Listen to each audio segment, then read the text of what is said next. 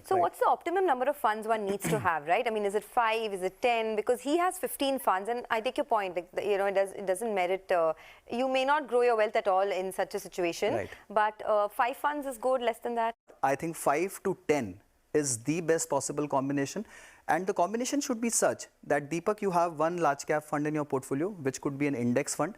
The good part is you already have an index. You've shown good conviction out there. Your selection of schemes is very nice. Let me just tell you.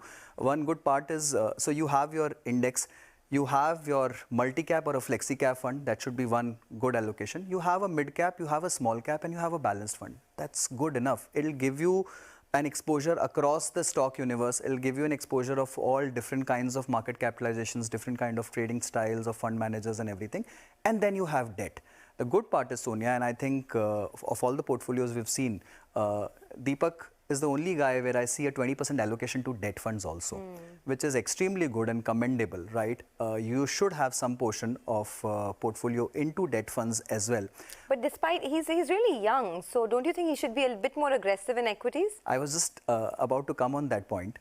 You should always have an emergency corpus or something which you need for short term. That could be, let's say, next 2 to 3 years of your travel expenses or your children's education or something which can come out of debt funds. But then you don't need to have an SIP running in debt funds, which is where I think, Deepak, what you can do, Deepak, is you can move your SIPs from debt fund into equity, because the whole concept of SIP is to reduce volatility, and debt by default is a less volatile asset.